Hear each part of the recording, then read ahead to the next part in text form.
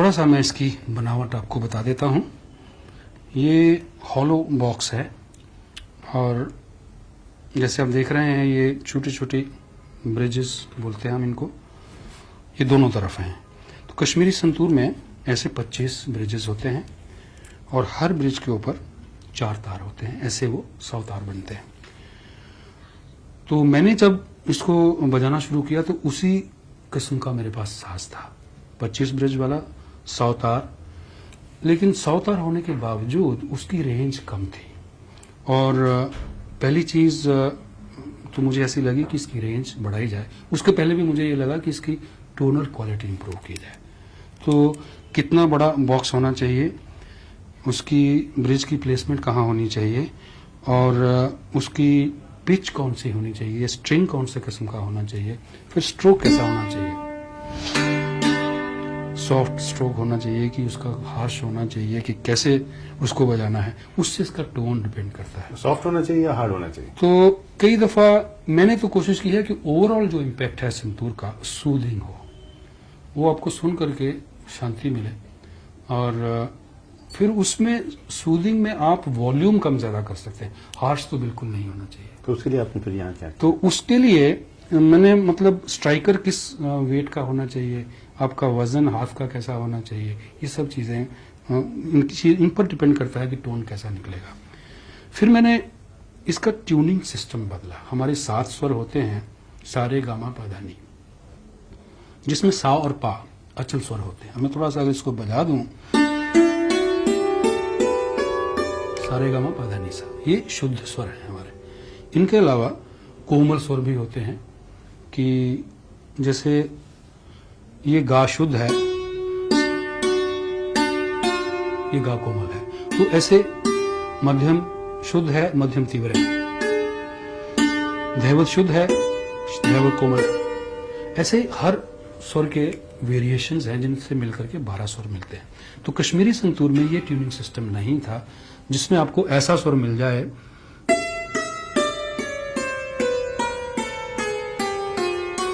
सब कोमल तीव्र स्वर हैं उसमें। तो वो मैंने सिस्टम, इसका ट्यूनिंग का सिस्टम चेंज कर दिया। हमको कोमल और तीव्र स्वर मिलते हैं क्योंकि हमारे कई तरह के राग हैं जिसमें हमको हर किस्म के कॉम्बिनेशन नोट्स के चाहिए, और जब तक वो आपके पास स्वर नहीं है तो उन रागों को आप कैसे बजाएंगे। लेकिन आपने 4 से इनको 3 क्यों किया? जी हाँ, मतलब उसका फायदा क्या था? और यहाँ 2 वर्ष के थे, ये क्यों? जी हाँ, ये मैं भूल गया, आपने मुझे अच्छा याद दिलाया कि 4 तार जब मैं बजाता था तो स्लो टेम्पो में ठीक लगते थे। जैसे हमने मान लीजिए ऐसे बजाया, खैर पहले ऐसा नहीं बजता था, मैं बाद में इसको अभी नहीं बताऊंगा। पहले यूं बजता था, अगर उसकी गूंज भी है तो ठीक है। अगर मैं फास्ट बजा रहा हूं,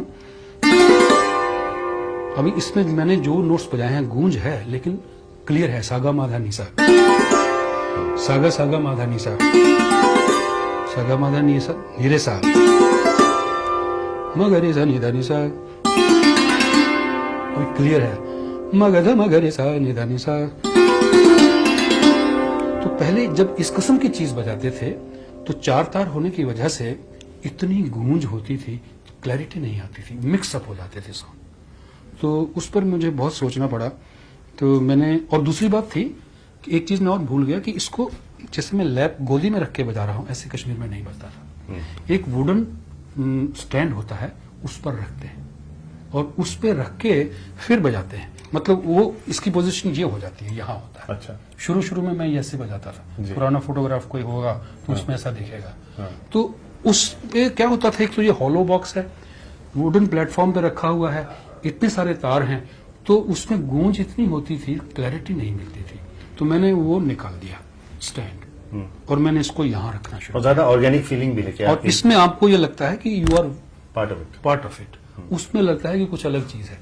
और इसके लिए सिर्फ एक चीज की जरूरत है कि हाइट अगर आपकी शॉर्ट है तो फिर मुश्किल पड़ता है यहाँ इसको मैनेज करना, फिर थोड़ा बाहर चला जाता है। Luckily I have no problem. तो मैं इसको यहाँ रखता हूँ और यहाँ भी इसका तरीका है। हमारे योग में पद्मासन है और अर्ध पद्मासन है। जैसे आप मान लीजिए यूं बैठते हैं तो इसको यूं रखने का भी मकसद है कि सब जगह से अगर इसको आप आपकी बॉडी के साथ चारों तरफ से लगा हुआ तो उसकी गूंज बिल्कुल बंद हो जाएगी। अच्छा। इसका बैठने का ऐसा तरीका है कि ये कॉर्नर्स पर से टिका हुआ है बॉडी पर, सेंटर में से हॉलो रहता है, तो उसकी गूंज बरकरार भी रहती है और जितनी हमको चाहिए वैसी रहती है।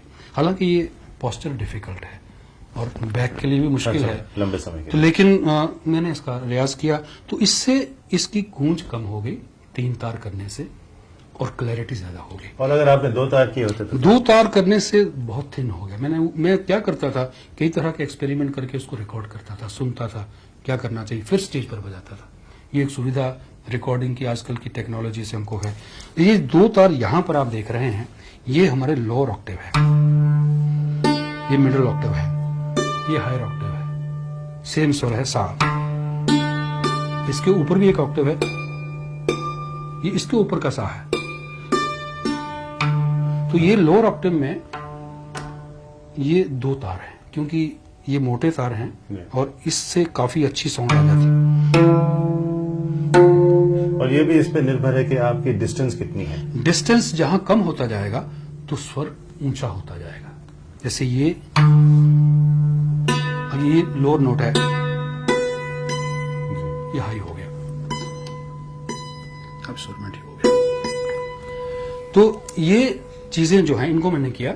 और दूसरा जो इसकी मतलब सस्टेनेंस है, नोट के ऊपर ठहराव जो है, वो बड़ी इंपॉर्टेंट चीज थी। और उसको अब मान लीजिए जैसे ये राग बागेश्वरी है, हमारे म्यूजियम में क्या होता है, खड़े स्वर हमेशा नहीं लगते। खड़े स्वर का मतलब है कट नोट्स। अब ये साज ऐसा है, बजता ही कट नोट्स। अब आपने बजाया, खत्म हो गया। अगर उसको आपने होल्ड करना है तो कैसे करिएगा आप?